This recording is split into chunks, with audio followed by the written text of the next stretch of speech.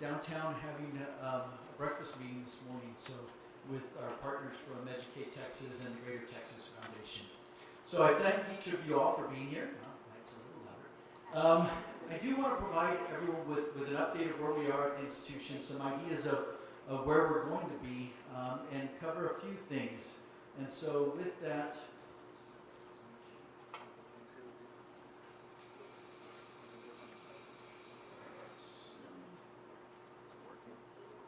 turn it on. There we go. So a couple of things. I want to provide a few items and give everyone an update of where we are on certain things. I want to begin with celebrating the college. This is becoming my mantra over and over again. If we don't tell our story, no one else will.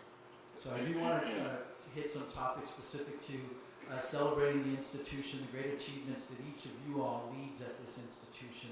I do want to talk about facilities and where we're headed with some of those items, the master plan, things of that nature. Some budget and restructuring, including some legislative updates that will affect our budget, obviously. I do want to touch on enrollment because that affects our budget, and just really looking at continuing to build that college-going culture. I think that'll be a big piece of what we focus on as well. Some special recognitions of some amazing accomplishments, again, in particular, as well as moving forward our next steps. We do want to celebrate Dr. Roberts. And so we want to touch on some pieces with regards to where we're headed with celebrating Dr. Roberts and his life of dedication and commitment to this institution. And then the eighth thing is I will answer any and all questions. And so that's another part of it. This is the fifth of the campus town halls that we've held. And so we have one more this afternoon at Valle. And so I certainly appreciate all of you all coming out, the vice presidents, cabinet members, all the great work that they do for being here as well. Now, I provide broad concepts of what I want to produce, and then Rachel makes them reality. So the presentation is incredible. Kudos to Rachel and Mr. Smith's office, who does a tremendous job with making those broad strokes and bullet points very visually appealing and pretty amazing, quite frankly. Let's start with our celebrations and talking about the great achievements that we've had at this institution. And really that begins with the Aspen Prize. So the Aspen Prize, we are a top 10 community college in the nation. So there's almost 1,200 community colleges in the nation, 150 qualified to apply for the prize, and 10 were named finalists. We're one of those 10. It is a remarkable achievement, one that we're incredibly proud of. So many folks that worked on this, Mr. Smith, Tony Purcell, Dr. Dean Dena, Carrie Moe helped us tremendously with the logistics, Rachel and Steve's office again, as well as Pam in our office, were instrumental. I've had many trips to DC and been able to attend meetings in DC. This was my first visit to the National Press Club, obviously a historic building. We were mentioned specifically by Dr. Biden, the Second Lady of the United States, as well as the Honorable George Miller, who said that making the final 10 is a remarkable achievement. The prize, the competition for the prize, it's every other year. Let me say that the 4 that were named finalists with distinction, as well as the winner, they had 3 of those 4 had been finalists before. And so we've now learned. I look forward, I'm somewhat competitive. I look forward to now that we've learned a whole lot of how to put together an even stronger application, an even stronger site visit, so that we're even more competitive. But I cannot underemphasize, or overemphasize rather, how important it is that we're a top 10 community college. We keep this designation until next year when the process begins again. So I'm certainly, and you all should be proud because this is accomplished because due to the great efforts that each and every one of you have. SACS, the Southern Association of Colleges and Schools, Commission on Colleges. SACS isn't every 10 years. It's more often than every 10 years. So we've already been through warning and we've been fully reaffirmed, and yet we had another site visit last month, the 3rd through the 5th of March. We had a visiting committee come forward. They looked at 23 off-campus sites that were dual credit sites that have been approved between 2010 and 2013, in which we offer more than 50% of the credential.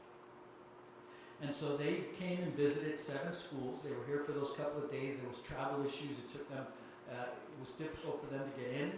And so we were very happy that they got in, because the last thing we want is for this to be delayed. We want it to get this over with. And then we wanted to make sure that they left the institution. And they did. And they left with a report of 0 recommendations. This shows how far we've come in preparation for SACS visits. It does not stop. In about 2.5 years, we are already timelining our mid-year report for our affirmation. But again, the committee left with 0 recommendations. This is again a tribute to the great work that everyone at the institution does. Real kudos to Mr. Smith and his office. It's obviously instructionally heavy. Mr. Candelas and his team as well were very instrumental. Dean Mathis, myself, Margie Nelson helped us tremendously. Her efforts with the Early College High School and dual credit. Carrie Moe came in and helped us with logistics. Mary Beth Hahn was instrumental in this. Letty Guerra from our dual credit program, Vice President Gonzalez, and then Diane Williams, who serves as our counselor specific to early college high schools and dual credit. A tremendous effort by everyone involved to ensure that the institution came apart from this visit with 0 recommendations. Cannot thank each of you all enough for this. This is the 2nd year in a row our 2-time recipient that the college has received the HEED, the Higher Education Excellence in Diversity Award. Ms. Ryan from HR, as well as Olga Chavez from Diversity, did a tremendous job of putting forth the efforts to ensure the 2-time recipient. They've done a tremendous job by being recognized by Insight into Diversity magazine. You see some of the data that is part of this. You look at the ethnicity of our faculty and staff. Is very diverse faculty and staff. 3/4 of our faculty of our full-time employees rather, are Hispanic. It's 77% of our part-time employees. Hispanic Outlook, as well as Community College Week, have continuously, 7 years running, ranked us as number 1 in awarding associate degrees to Hispanic students, number 1 in awarding associate degrees to minority students in the nation. Again, this is not just in Texas, but in the nation. And so, lots of kudos for again, Ms. Ryan and Mrs. Chavez for the great work that they did in representing the institution and moving us forward. Most importantly, and what we have to celebrate the most, is our efforts and laser focus on student success. And really, it's measured quite simply in the number of degrees and certificates that we award. There are other success measures along the way to get us here, but ultimately, this is what we're judged on. And if you see, we've had about a 14.5% increase in enrollment over the last decade, and yet we went from 1,700 associate and certificate degrees awarded in 2004 to over 5,000 in 2014. So I expect us to move up from 17th in the nation in awarding associate degrees to move up further, because that was 17th based on about 4,300 degrees and certificates awarded. And so this shows again how important in the diligence and the efforts of everyone in this room, as well as on each of the respective campuses, to move the institution forward and do what is most important, awarding degrees and certificates so that our students can move forward and earn a living wage as opposed to a minimum wage. Let's talk a little bit about facilities. Facilities are going to be an important piece of how we're moving forward, and let's begin that with the master plan. So the master plan is coming to near completion, and the master plan looked at each of the 5 existing campuses as well as the centers, and also looked at the new campus that we will be constructing in Fort Bliss. They've been very active in getting everyone involved, students, faculty, staff, the board of trustees has been involved, multiple opportunities for everyone. Every time they come into town, they visit every single campus, as well as going to Fort Bliss to visit the leadership of Fort Bliss. They've done an assessment of existing facilities, and that includes IT, infrastructure and internet capabilities, room and lab usage, as well as our mechanical systems, looking at each of these HVAC systems, etc.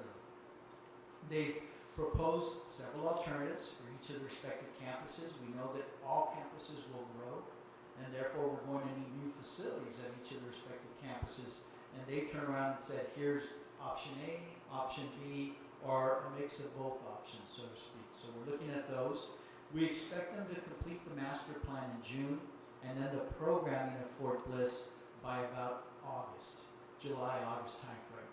Then we go into the design of Fort Bliss, which will take 10 to 12 months to design what we're going to build at Fort Bliss. And then the construction of that campus will probably take 18 to 24 months. So I know that this doesn't happen as fast as each of you all would like. It doesn't happen as fast as I would like either. I apologize. That's it. There we go. Now, so the Fort Bliss campus, a little tongue-tied. The Fort Bliss campus, as I said, we will begin the design process of Fort Bliss.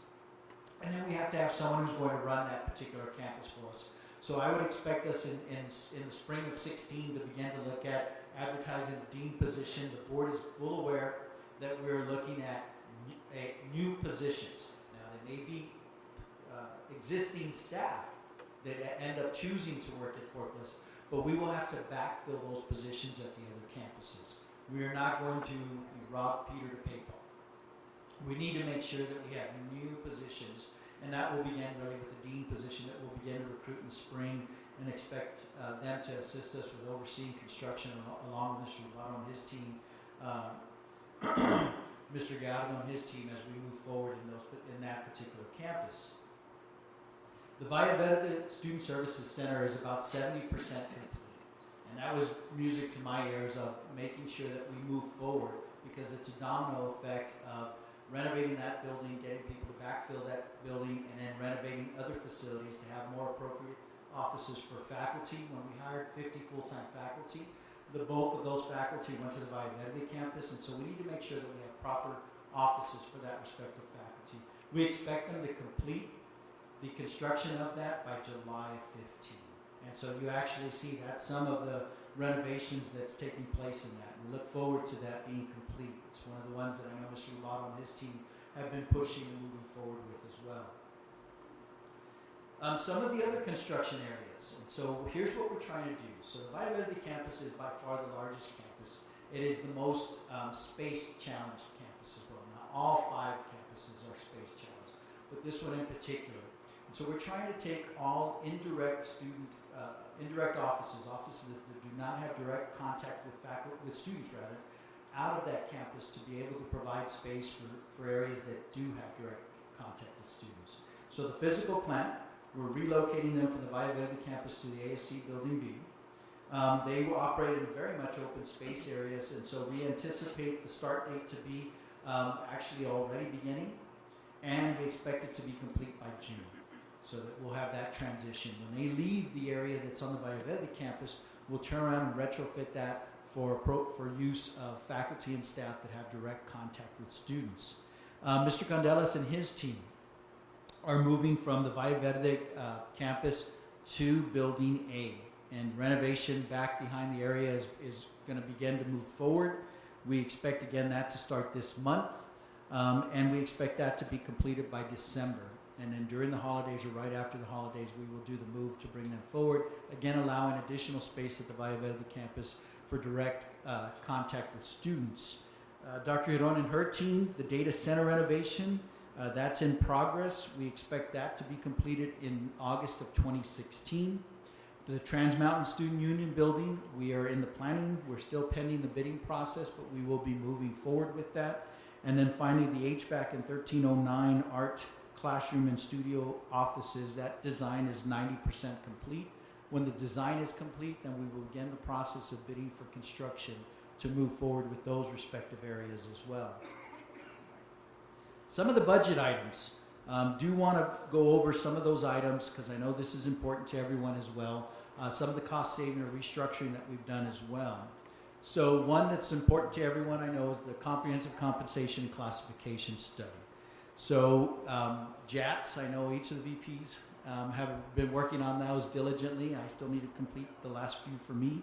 But they held an on-site orientation and group discussions with stakeholders were held from September till October.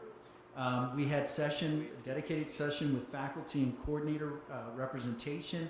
They have visited with the Board of Trustees and they will visit again with the Board of Trustees. We had 82% of our JATs. I know that'll be a term that sticks with us for a long time now, the job assessment tool. We had an 82% return on those, which is a good benchmark. We checked with Dr. Ling and his team, Evergreen Solutions. This is a good benchmark for us to have reached 82% of our staff filled out those JATs. The supervisors reviewed them, and we've moved forward with those. If the supervisor felt the employee did more than the employee felt, then we cited because it was beneficial to the employee. If there was a disconnect otherwise, then a phone call was made and we were able to resolve those, and there was less than a handful of those. The scoring were completed by Evergreen, and they're currently doing the salary market survey for faculty and staff. That's virtually done as well. We expect this to be done this summer as well. Let's talk about next steps with that. You see the benchmarks. The draft recommendations should be completed in early May. We'll turn around and have a final report, which includes, we'll have to determine when the revised job description as well as the FSLA recommendations go into place. We'll have to present that to the Board of Trustees, because the board will have to vote in implementing this, and then we'll have to develop an implementation plan. Our goal is that this would be a two-phased implementation plan. We set aside a $500,000 pool to implement the first phase of the recommendations. And so if they come forward and say that we have $1 million of adjustments that we need to make, then we'd be able to do the first 50% with the pool that we have in place. And then the goal is to do the next phase in September. And so we will have to move forward with that. And we look forward to moving forward with that, to be redundant. So how are we going to pay for it? That becomes a key issue with respect to this. And so the first phase of the legislature is now in session. On Thursday, I spent all day in Austin working with the El Paso delegation as well as other representatives from West Texas, and really putting forth the information on our case, on the 50 community colleges, but specifically on El Paso Community College. The first budget that came out of the House, it's the House turn to move forward with the budget. The first version that came out was a $4.6 million cut to El Paso Community College. And we have to move forward. We have to operate the institution. The Board of Trustees in March approved a tuition increase, which would nearly cover, not quite cover, but nearly cover the $4.6 million deficit. So we went forward with that, and I've covered state appropriations as well as tuition.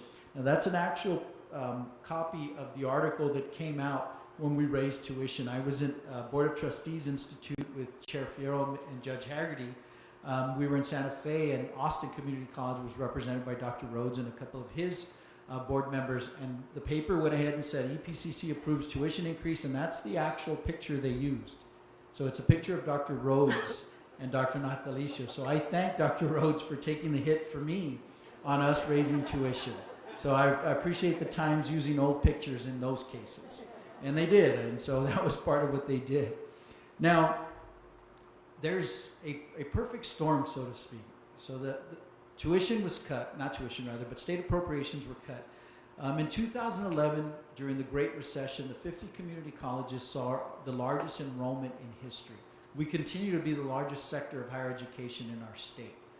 And yet, in 2011, we know we were in the midst of a recession. We actually took severe cuts.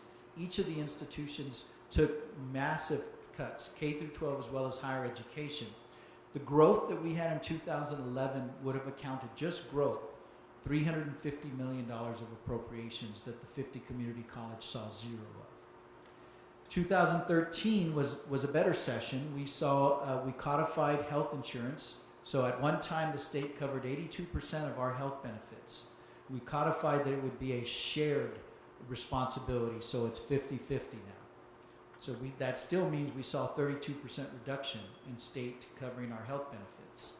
And here we are in 2015, where 43 of the 50 community colleges have seen enrollment declines. And so the state is looking at cutting 43 of the 50 community colleges. And part of what I did on Thursday was explain to the state, because as a legislator, they have actually put $900 million, almost $1 billion of additional funding into higher ed. And our portion right now as it stands is minus $37 million. So $900 million has gone into the universities for buildings, for TRBs, for additional formula. And so we're still looking at a significant cut. And so that's what we tried to explain. We need to get the formula back to the levels that it was in 2010-11 before the recession. Because what they've done is they've reduced the formula over the last 4 years. And so we tried to explain that, because there's competing legislation that's looking at tripling homestead exemptions, which will affect our revenue through taxes. There's additional legislation that's looking at changing the rollback rate from 8% tax increases to 4% tax increases. And finally, there's legislation that's looking at freezing tuition. Now, legally, we've learned that that would not apply to the colleges. But that's still, the other two areas are 2/3 of our revenue stream, state appropriations and taxes. And so we're explaining our case to the legislature and letting them know. And so we went forward and we were asked to meet with legislators and explain an ask of an additional $130 million from where we are right now. I'm a realist. It's not going to be $130 million. But hopefully it will at least get us back to base of where we were the last session, which would be $3.2 million additionally to our state appropriations. That's going to be a stretch, but that's where we are. So all the challenges in our state, education, K through 12 is suing the state. It's at the Supreme Court level, and everyone believes that the districts will win, which will entail the legislature putting another $5 billion with a B into K through 12 education. And so with the challenges in education, the challenges with regards to water, infrastructure, higher education, our legislature chose to focus on guns on campus and immigration. Those were the first two issues that the legislature chose to deal. So let me say now, these were hot button issues that we were told, just leave it alone, they're going to pass. So guns on campus, concealed weapons on campus will pass. And we have to figure out how to move forward. Vice President Gonzalez, Chief Ramirez are moving forward with a plan of how we will have to deal with that. You can't have guns at early college high schools. You can't have guns in K through 12. Any kind of early childhood facilities, you can't have weapons there either. And so we'll have to have lockers, which will include a fiscal note. We're looking at probably having metal detectors at board meetings, another fiscal note. So we have to have a plan of how to implement this. And the question has come up at other campuses, visits, other town halls.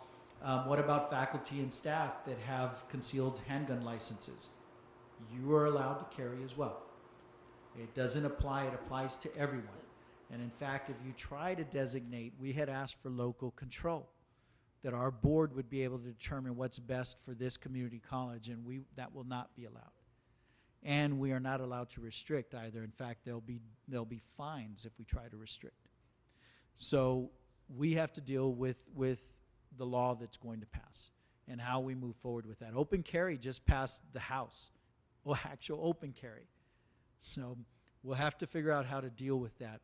There was an article that was put out on the repeal of in-state tuition for undocumented students. We have 364 rather, just over 1.5% of our total enrollment that is undocumented students that receive in-state tuition. So I don't know what the impact will be if that's repealed. Our out-of-state tuition is actually a better value than most institutions' in-state tuition in our region. So we could actually see an enrollment increase based on our tuition and fees. So I don't know how it will affect us. And we'll move forward with whatever the legislature puts into place. But again, these are the kinds of things that we're dealing with at the legislature. Nothing is final. The budget has not been completed. But to date, we went from a $4.6 million cut. Now it's at a $3.2 million cut. We're hopeful that we'll be able to reduce that cut even more. But we're not holding our breath. We have to plan. That's why we passed a tuition increase to plan for that. Enrollment, I've already spoken to tuition, but enrollment will play a key role in our institution's future. So my biggest fear, and I was privileged to be a part of a panel discussion at the AACC conference in San Antonio. My biggest fear as the economy gets better and better, and I'm very thankful that the economy is getting better. We're at historic lows in unemployment rates in El Paso at about 5.4%. We're still have a larger unemployment rate than the state, but we've come down considerably. My biggest fear is that we still have to create that college-going culture even when the economy is doing well. And the reason is the data is very clear that over 60%, about 65% of all new jobs in Texas will require some post-secondary education and training. And so we have to make sure that students, high school students graduating as well as the adult population understands, yes, you have a decent job right now, but you've got to plan for the future. And the data is overwhelming on why it's important that the more you learn, the more you earn, and the less likely you are to be unemployed. So we've got to work on creating that college-going culture even when the economy is doing well. We'll have to focus on enrollment, not just with new students, but by retaining the students that we currently have. It's just vastly important that we do that. And we're looking at some efficiencies by combining and restructuring some of the divisions. So we have to move forward with the work. Regardless of what happens in Austin, we have an obligation and to move our region forward. And so what are we doing about that? And so Ms. Honor retired about a year and a half ago. And at that point in time, it gave me an opportunity to do some restructuring and to ask Mr. Smith to oversee that additional division. I saw some disconnects between workforce and instruction. They both have instructional programs. They both do great work. I felt we could gain some efficiencies. He was willing to do it, which I appreciated. It has worked well. From April to April, we received about $1 million of Skills Development Fund grants. And so huge kudos to all of the workforce folks and all the grant folks for doing that. And the 2 years prior to that, we had seen 0 skills development funds. So we really saw that. Based on that data, we felt comfortable to continue, and we went ahead and asked the board to approve. We asked Mr. Smith to agree to do it, and we merged those 2 divisions. So we've essentially eliminated a division. They're part instruction and workforce education, doing great work together. With the passing of Dr. Roberts, I asked Ms. Shaughnessy to be Interim Vice President of Finance and Administrative Services, or VP of Administration and Financial Operations. She has graciously agreed to do that. We need to move forward once we've all had time to grieve Dr. Roberts, to move forward in advertising that position and hiring a vice president for that respective area. Those are some of the restructuring that we've looked at with that. Let's talk more about enrollment. This will continue to be a key factor. And let me just say, it's not enrollment for the sake of enrollment. When we see the data, again, that says by 2020, 65% of all new jobs will require some post-secondary education. When we also see that this generation is in danger of becoming the first in our nation's history of having a lower educational attainment level and a lower quality of life based on income than the previous generation.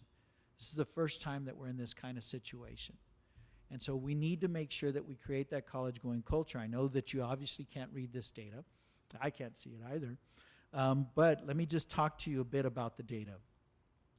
We started, the Houston Endowment, a number of years ago, started to look at what they call the number. They contracted with NCHEMS to produce a report that's called the number. It looks at 8th grade cohorts. And it looks at those 8th grade cohorts and follows them for 11 years. And so what we had pressured school districts to do was increase graduation rates. I remember when I was living in South Texas, seeing headlines, dropout factories, and it listed the high schools that had such high dropout rates. And so we focused tremendously on increasing the high school graduation rate of our students, and we've done great work. The issue is those students aren't getting higher ed credentials.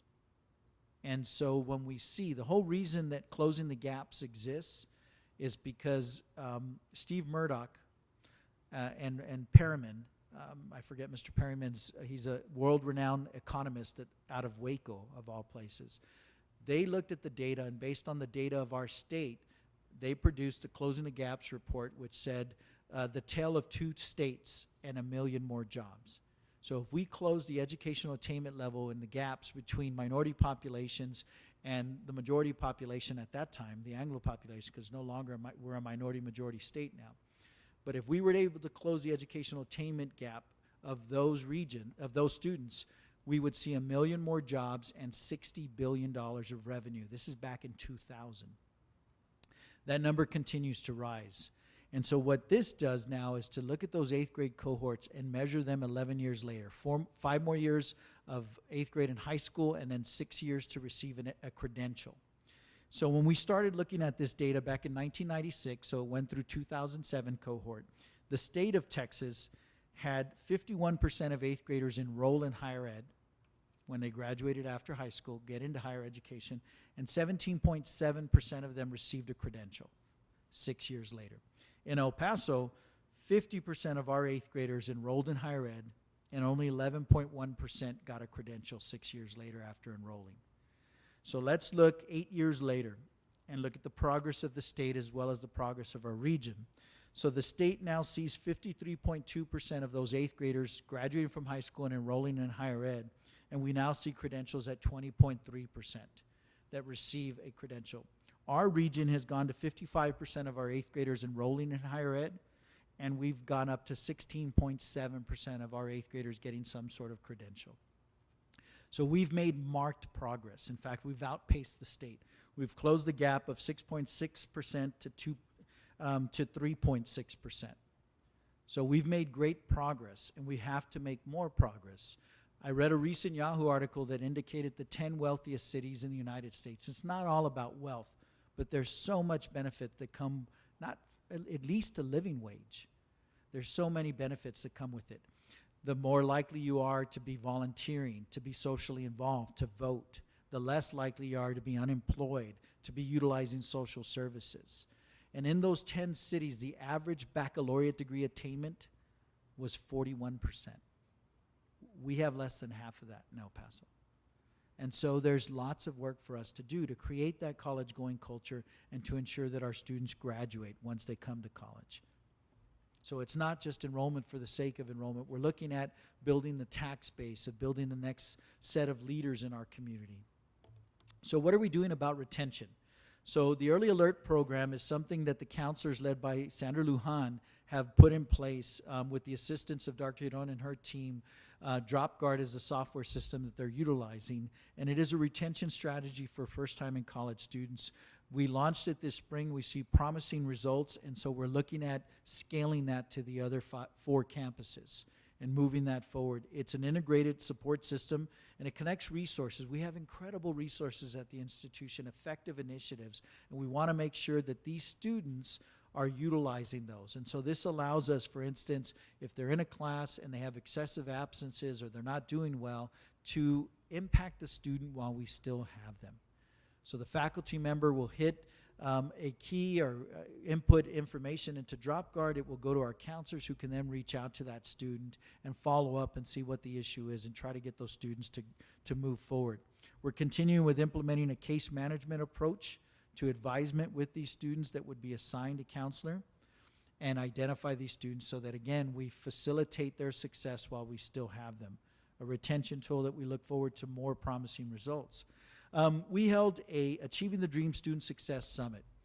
We've learned at our institution that we are initiative rich, as Mr. Smith would say.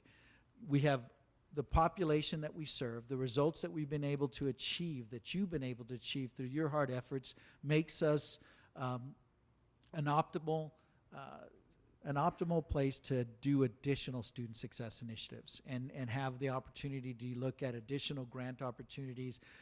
National movements want us to be a part of it, and so we're initiative rich. So what we did is said, we're round 1 Achieving the Dream College. We were part of Completion by Design, then Texas Completes.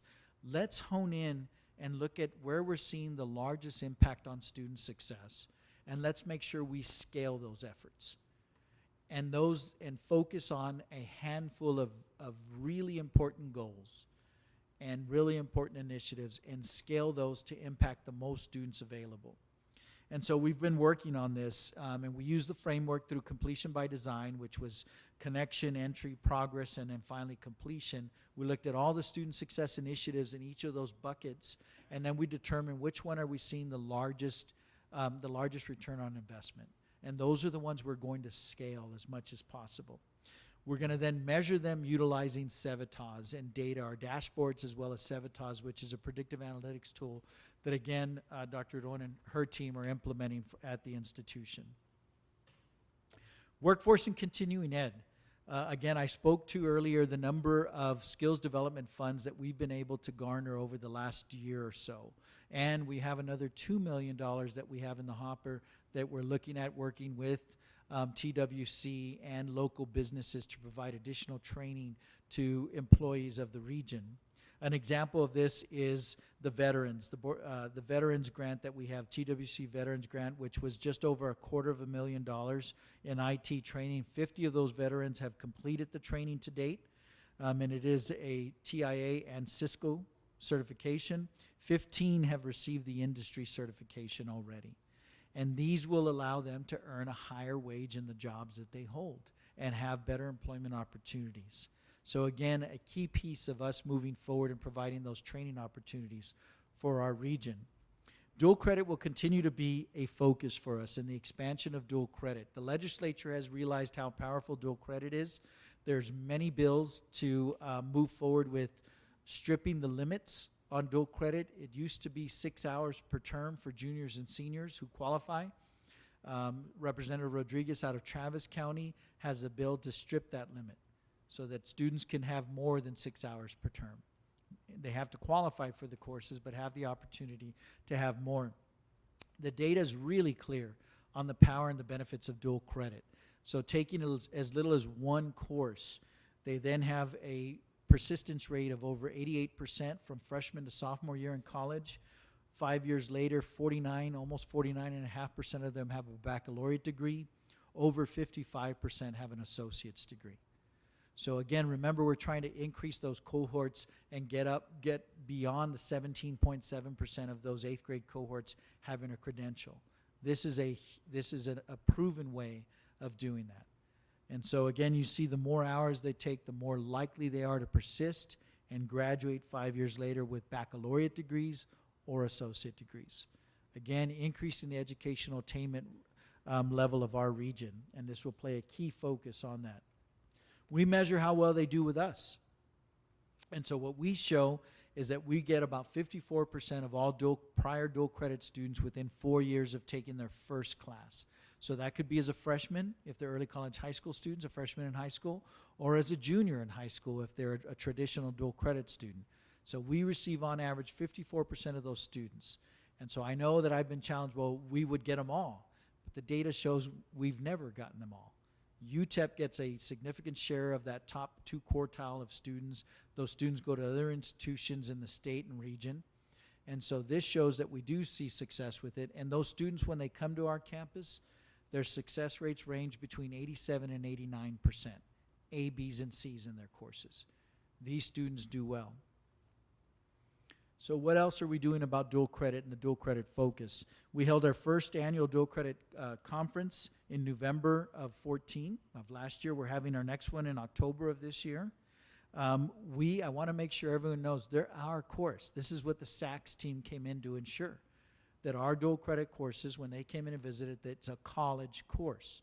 And I've even had a board member or two question when a student's not doing well in the college course while they're still in high school. It's a college course. We want to make sure the rigor is there. We want to make sure that we continue to challenge those students. We're looking at the MOU. We didn't want to touch the MOU before SACS came, but we're looking at revising MOUs to deal with students that register late. That's one, and when I mean late, I mean beyond census date. Because remember, those students are sitting there from day one. It's not as if they just all of a sudden started the class. It's the paperwork that hasn't been completed. But if the paperwork is submitted after census date, then we need to deal with that. So we're not allowed, we're waiving tuition, we're not allowed to receive state reimbursement. We need to deal with that. And then if we have to send a faculty member, then we need to recover the cost of that faculty member. We're not trying to make money on this, but we have to at least recover the cost. And so we're looking forward, and we have a new, again, if we don't tell our story, no one else will. There was an announcement in the news, I saw it, that Socorro ISD got a new early college high school, Socorro Early College at Socorro High School. And that, these students would be able to get up to 60 hours of college credit through a community college, through El Paso Community College. It's our early college high school. This is a partnership. Dr. Espinosa was very gracious, invited several of us to attend their last board meeting, recognized the college in front of his board, provided that recognition, which is the way it should be done. This is a true partnership. So the college has 8 early college high schools. We actually have 9 because I'm sure you saw recently that there were 12 Gates Millennial Scholars from Cathedral. Those 12 Gates Millennial Scholars have associate's degrees from El Paso Community College. We have to make sure the public knows our story. And if we don't tell it, no one else will tell it for us. And so we've got to make sure that we move forward with those and let everyone know about those. Another data point, you all know that I look at the data really closely. So 51% of prior dual credit students enroll at EPCC within 1 year of graduation from high school. Again, look at the benchmark and look at the gap between students who do not take dual credit courses. Students who do not take dual credit courses, 35% of them enroll at the institution within 1 year of graduation. So again, it creates that college-going culture, and that's the gap that we see, a 16% gap. Let's talk about some wonderful achievements at the institution, some special recognitions. And he hasn't been at any of them, but he always says that I don't include anything about him. So you all make sure to let Mr. Townsend know that I have recognized him at every single town hall and the great work that he does with his students. The forensics team success continues. It's because of the passion that he and his team bring to those students, the engagement, the challenge, the increasing of the rigor, the high expectations that they set for their students. They've maintained their first place ranking for 4 consecutive years. You see the tournaments that they've competed in, competing against universities, not just community colleges, but universities. They have received the excellent overall community college team sweepstakes, individual event team sweepstakes, and every single one of the 8 students that they took received awards. So again, tremendous efforts. And most recently, even after I started the town halls, their breaking news was that they won again. They won the Phi Rho Pi Gold Sweepstakes Award that was held April 11th in Ohio, in Cleveland, Ohio. Very proud of the great work that they have. So please let Mr. Townsend know. Our athletes have done just as incredible job. So real kudos to Athletic Director Hinojosa, Vice President Gonzalez, and their teams. They were the women's half marathon honorable mention. They tied the NJCAA mark with 3 individual champions in program history. They are the 5th team to win back-to-back titles, and the 5th team to also win both the individual and team titles. And you see they've won in 13 and 14, and they also won back in 2007. So huge accomplishment. I'm sure you saw in the paper this weekend, our young lady, Andrea Amado, she committed to New Mexico State. She had several institutions that were after her, and she went ahead and took New Mexico State as her option. I apologize, my water is leaking. But she is a back-to-back national champion. She was the overall champion as well in women's cross country. Kayla Bayares won 3rd place, and Mercy Rodich was in 4th place. Again, a huge accomplishment. They represent us very well. They are student athletes. They also maintain tremendous GPAs. We're very proud of that as well. So we cannot overemphasize how excited. And again, student athletes. So 6 students made the president's list. They have GPAs of 4.0. And 27 students made the dean's list, and that's a GPA of 3.25 to 3.99. This is the first time in our athletic program history that all sports that we have at the institution have GPAs of 3.0 or better. So a real tribute to our student athletes. Let's talk about NISOD and some of the awards. We had a wonderful award celebration on Friday evening. We wanted to, and we were able to highlight Gabriel Mendoza, a NISOD Award winner in mathematics, Lisa Elliott, a NISOD Award winner in mass communication, Claudia Cochran in psychology, and Dr. Ansari in physics. And then Dr. Hiron was named the NISOD Award winner from our office. She and her team have done a tremendous job. So those are our NISOD Award winners for this year. Steve and I just like to be in pictures. The winners are in the middle. We're on the outside. We didn't win anything, but we like to be in the pictures. So those were our award winners. We also want to award our adjunct faculty. They do a tremendous job. 40% of all of our sections are taught by adjunct faculty. And so we want to make sure that they receive the awards that they're recognized as well. And so in math, Patricia Barrientos was our Trans Mountain Faculty Adjunct Faculty Achievement Award winner. In philosophy, Joseph Bernal from the Rio Grande campus, and then Yasmin Ramirez from the Valle Verde campus, a adjunct faculty in English, received well-deserved adjunct faculty achievement awards.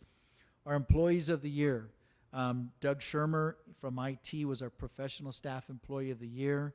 Norma Dragon from our AA and physical plant, the voice, I've learned the voice of the college, was our classified staff employee of the year. And then our part-time classified staff was Fernando Mares from IT, our web maintenance developer. Again, tremendous awards that need to be recognized by the institution. I keep saying that Ms. Yanez keeps looking younger and younger, and I look older and older. But she received the Lucy G. Acosta Humanitarian Award recipient. We're very proud of the work that Ms. Yanez does with the Senior Adult Program. Thank you for the wonderful things that you do for the institution.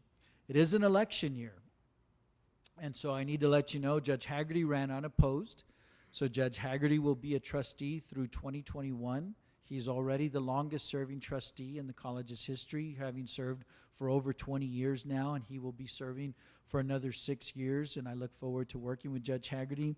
Mrs. Robles is also up for re-election, and she did draw an opponent. Mr. Fierro, Joey Fierro, is running in that district, and so that will be decided on May the 9th. And we look forward with the results of the election and continuing to work with either Mrs. Robles or with Mr. Fierro on moving this district forward. That is the goal, and we will continue to do that. So what's next? Where are we headed? What are the kinds of things that we're looking at? So in IT, there's some great initiatives that are moving forward, all in an effort to facilitate student success. So Dr. Iron and her team, Mr. Fernandez and their team, Abraham, all these folks that do all this great work in IT behind the scenes are continuing with the implementation of Civitas Learning, a predictive analytics tool that allows us to facilitate student success while we still have the student, not after they leave, while they're still enrolled in classes. Faculty, I don't know if there's a lot of faculty in this room, but faculty that have been submitting grades, hard copy grades, we're moving forward with automated grades, and we look forward to that being completely automated and implemented. I referenced DropGuard earlier that Sandra Lujan and the counselors are moving forward with. College Scheduler and CAP are schedule tools that allow students to choose the best optimal schedule for themselves, and then CAP is our degree audit system with Ms. Gonzalez and her team being able to automate graduation as much as possible. That's a huge reason why that our number of degrees and certificate has risen to over 5,000. We're continuing to expand wireless. You know, the classroom of tomorrow will continue to have more and more technology. We're looking at creating learning spaces on campus for students, and they want to have wireless technology. And so wireless expansion will continue to be an effort of the institution. We're looking at smart classrooms. This, the way I'm presenting today, is not what we should be doing in our classrooms. It's no longer the sage on the stage. It's the guide on the side. We want to see students learning collaboratively. And so that will be, technology will have to be incorporated into that learning. And so 22 additional technology-enhanced classrooms are moving forward. And then finally, we're moving forward with the implementation of Ad Astra. And what does that do? Ad Astra allows us to, we don't roll over a schedule, so to speak. Ad Astra allows us to systematically look at what we need to schedule. And so the example I give is, if we were teaching 1,000 sections of English 1301, Comp 1, what I used to teach, then we know we have an 85% success rate, and we know the times that students are taking those courses, where the demand is. So we should be offering 850 sections of rhetoric the next term at certain campuses at certain times, as opposed to just rolling over a schedule. It allows us to have a much more efficient schedule based on student needs. And so that's what Ad Astra will allow us to do, and we're moving forward with that implementation. Professional development. Professional development is really important at our institution. And so every fall, we want to do a state of the college and let everyone know where we are, and by then we'll know absolutely what occurs with the legislature and what we have to implement and what the law will be.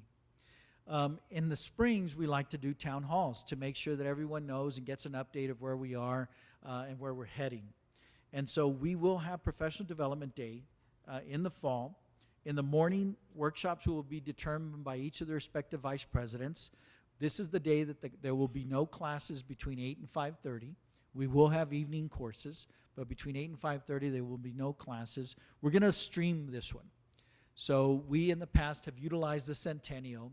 We've determined that based on cost, and we want to make sure we're as efficient as possible, as well as the more stringent security needs at Fort Bliss. They have to be implemented. We certainly understand that, but we don't want people not being able to get into Fort Bliss or going to the wrong gate like I usually do and being told, do you have a DOD ID? I do not. Well, you have to go to this other gate. So what we're going to do is we're going to stream out of the Trans Mountain campus. So there'll probably be about 300 people that will be there in person, and we'll live stream it. Dr. Arona and her team will live stream it to the rest of the campuses, and I'll do a state of the college, answer questions, etc. It is mandatory full day, again, from 8 to 5:30. Part-time employees, if you feel they would benefit as supervisors, then have them attend. But they should be paid. They're working. So if you feel that they should attend, let's do that. And what we'll do is we'll go from campus to campus. So this year we'll do it out of the Trans Mountain campus. We'll go to Valle Verde. We'll alternate campuses and live stream that. It allows us to save some of the costs. It was a substantial cost to rent the Centennial. But given, again, the transportation and the issues of getting into the base, we felt that this was in the best interest. And so you see the date when it will be held on September the 8th. Again, I go back to our adjunct faculty, an important part of the institution. And we're going to provide professional development opportunities for adjunct faculty and continue to expand on the great work that Janine Rudnick and the Office of Professional Development did on this particular area. They looked at 3 Saturday fast-paced student engagement workshops. We thought we'd be fortunate if we had about 20, 25 adjuncts attend. We had 75 attend. And so we'll continue to provide additional opportunities for our adjunct faculty. We will continue to focus on those 4 WIGs, so to speak, wildly important goals. We're looking at engagement at all levels of the institution, specifically faculty-student engagement. We know that students are going to be successful if they connect with a faculty member. But we're going to make sure that we have engagement at all levels of the institution. We'll continue to focus on partnerships. We know we can't do this alone, but they have to be great partnerships and facilitate those. The 12 school districts that we partner with, UTEP, other universities, philanthropic organizations. This morning I was meeting with Educate Texas and the Greater Texas Foundation on being able to move our region forward. And so those partnerships are key. We have to focus on creating that college-going culture. We're seeing the trends actually go down of the number of students that attend college. We need those to go back up. It's just too important. And then you only benefit from going to college if you complete. So we'll continue to focus on completion and get that number that's now over 5,000 even higher, degrees and certificates awarded. Now, I know I've gone over a whole lot, and it hasn't all been good news. And so I ask, how do you see the glass? I am the eternal optimist. I see the glass half full. And our work is just too important. We have to do great work. We have to stretch our resources. We have to be as efficient as possible. We have to implement the compensation results, the compensation study results. We have to move forward with the master plan. We have to be able to serve this region and the higher education needs of this region. And so regardless of what happens in Austin, the work is too important. So I see the glass half full always, and we will move forward with what we have to do. As I talked to different folks, there was concerns. Let me just let everyone know, full-time positions, there's no reduction in force. Now, adjuncts, if we don't have as many sections because enrollment has leveled off or even slightly dipped, well, we may not offer as many adjunct sections as we have in the past. But we will not have reduction in force. Okay. I have no idea what's going to happen in the legislature in 2017. We're not even done with the 2015 session. But we do not see that. Now, we've become more efficient. We've had to freeze positions, and we may have to continue to do that, but there will be no reduction in force of full-time positions. So please, everyone, take a deep breath with that. You know, we lost a tremendous person, you know, and someone complimented my tie. This tie always reminds me of Dr. Roberts because we both had the same tie. And Dr. Roberts was just a gentleman. He was such a gentleman, such a calming presence, and he was so dedicated to our institution. Other than his family, this was his true love. For over 40 years, he dedicated his career to El Paso Community College. And so we want to make sure that we honor Dr. Roberts.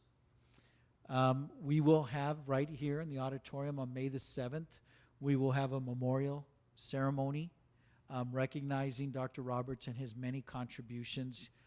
He's gone, but his contributions will never be forgotten. The great work that he did here, his commitment and dedication and passion for the work that we do here will never be forgotten. And so we will hold that memorial ceremony. I invite all of you to attend. It'll be a wonderful time to reflect and honor Dr. Roberts. We have established, a lot of kudos to Vice President Gonzalez and her team in financial aid. They quickly moved forward with establishing the Dr. Ernst E. Roberts Scholarship Fund. You see all the data there on how you contribute. When we have the memorial, I will bring my check to contribute to his scholarship fund. But a wonderful way to remember the legacy of what he meant to our institution and this community, but to have a scholarship in his name. And we do want to recognize Dr. Roberts and just take a look back at his many achievements.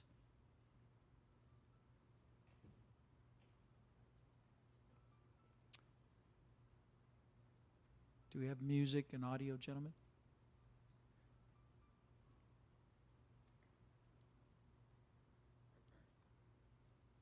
Tell me when you're ready.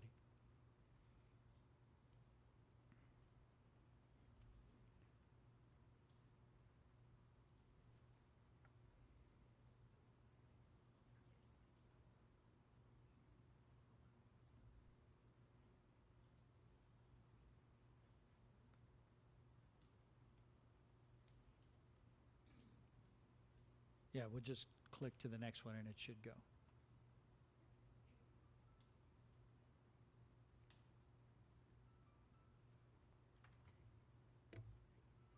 There he is with the time. There is audio if we can get it going. There we go.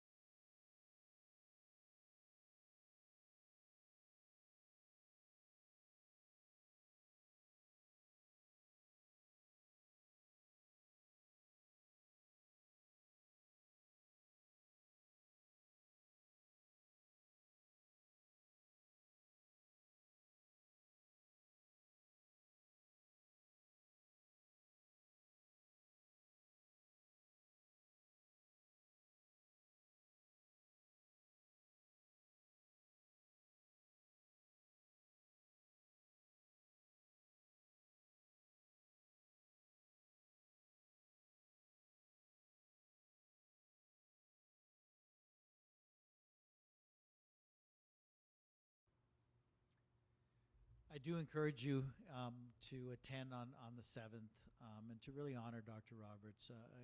That says it best, a great educator and a dear friend of El Paso Community College. This was his passion, and so we do look forward to the scholarship and continuing the legacy of his passion, dedication to our institution. And with that, questions? And we have a mic, or you can shout. I'll be able to hear you.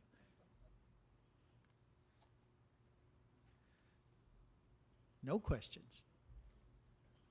Mr. Gaitan, yes. Now, Mr. Gaitan, you know I always remember during my interview you had like a 27-part question. Oh, yeah. I'm very good when it I comes had to questioning. Please. You said no reduction in force. Yes. But how about reduction by attrition and how that affects workloads needed to support areas of responsibility? Yeah, it's a great question. And so part of it is full-time positions, I do not see and can commit to no reductions in force. Demand, so part-time positions, if there's not the demand, then, and I know that in many areas there is the demand, but those are the kinds of positions. Attrition positions, open positions, we've back in 2011 had to freeze a significant number of positions based on the state cuts. This past year we froze about $1 million of positions. We will look at those, and the key becomes enrollment. If enrollment grows, then that provides resources for us to unfreeze some of those positions. We will look at them on a case by case. Each of the vice presidents knows that they have the authority to swap positions, so to speak. You know, this position's frozen, but I want to unfreeze that one, and I'll swap this one, or to merge positions. So those are the kinds of things that we'll look at. Sir, do you have any word back with respects to the Evergreen study? Compensation classification study? Yeah, what we're seeing with Evergreen, they're coming close to the completion of that, and they're looking at and they have provided preliminary information. What we have to do is the vice presidents are going through those JATs. Some of them had a significant number to go through. Today's the deadline for that. I'm working on mine. I know Ms. Shaughnessy's looking at me. I feel the stare. I'm working on mine that I have to turn in. But we will get those done. When we finish and turn those in, they turn around and they will evaluate that portion of it and then come back with recommendations. We expect them to be done in May with their recommendations. And then the board has to then approve those recommendations. We expect to get that done in May, if not June at the latest. We're going to implement. Okay? And the board, I've let them know as well, because they say, well, you know, with enrollment and with the state appropriation cuts, et cetera, then where? And I said, no, you committed. You as the Board of Trustees committed to implement these results. So we're going to do as much as we possibly can. We've been doing really good with live streaming, and that's a great, great accomplishment. The other one that I'd like to see greater usage is really recording of that streaming and making it on demand, nice. So that we can view those previous board meetings. So if a student misses a physics, math, whatever class, you press on the button and the stream classes. I know some of that content can be very thick, but that would be one of the ways to present classes when students miss those classes. Thank you. Thank you, Mr. Gaitan. Yeah, good questions. Any other questions?